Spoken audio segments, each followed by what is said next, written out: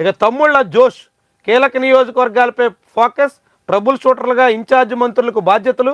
22 నుంచి వచ్చే 4 వరకు మంత్రులు ఎమ్మెల్యేలు కేడర్తో వరుస భేటీలు. 2 వారాలు 35 నియోజకవర్గాల్లో పర్యటనలు. 16న టీడీపీ పదవుల పండగ. అదే రోజు పార్టీ నేతలతో లోకేష్ సమావేశం. స్థానిక ఎన్నికలు ముంచుకొస్తున్నాయి.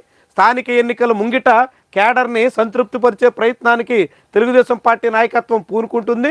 అందుకు తగ్గట్టుగా ఇన్నాళ్లుగా పెండింగ్లో పెట్టినటువంటి అనేక నామినేటెడ్ పోస్టుల భర్తీ ప్రక్రియను పూర్తి చేస్తున్నారు.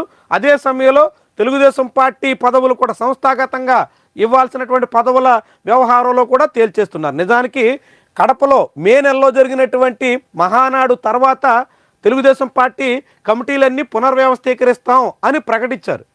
2025 మేలో ప్రకటించాల్సినటువంటి కమిటీలు ఇప్పుడు 6 నెలలు 7 నెలల తర్వాత మోక్షం కలుగుతోంది. చివరికి అన్ని కమిటీల్లో కూడా 2 సార్లు 3 సార్లు పనిచేసినటువంటి వాళ్ళని పక్కన పెట్టి కొత్త వాళ్ళకి అవకాశం ఇస్తాం అంటూ మహానాడు సందర్భంగా చాలా హడావుడి చేశారు. సో జూన్లో మొత్తం కమిటీలన్నీ పునర్వ్యవస్థీకరిస్తారు అని ఆశిస్తే అదంతా జరగడానికి 7 నెలల గడువు పట్టింది. ఇప్పుడు ఎట్టకేలకు డిసెంబర్ 16వ తారీఖున పదవులు పంపకాలకి పూనుకుంటున్నారు. వివిధ జిల్లాల అధ్యక్షుల నియామక ప్రక్రియ ప్రకటించబోతున్నారు. ఆ తర్వాత అన్ని నియోజకవర్గాల వారీగా పార్టీ నాయకత్వంతో ముఖ్యమైనటువంటి కమిటీలతో నేరుగా చంద్రబాబు నారా లోకేష్ భేటీ కాబోతున్నారు. తద్వారా స్థానిక సంస్థల ఎన్నికల్లో పట్టు కోల్పోకుండా ప్రయత్నాలు చేస్తున్నారు అని భావించాలి.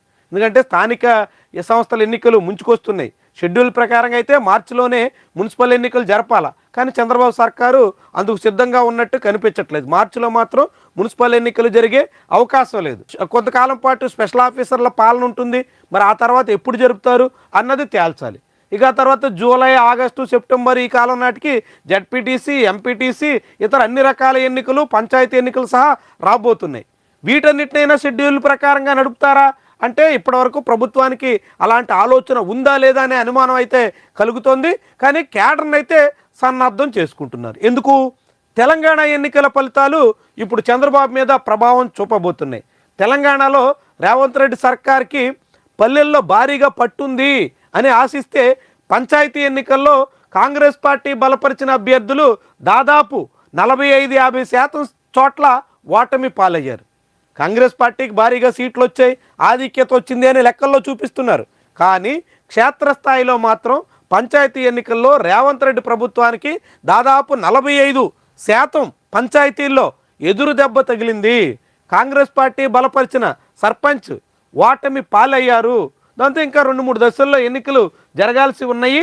తొలి దశలో మాత్రం కాంగ్రెస్ పార్టీ ఎదురు దెబ్బలు తింటోంది.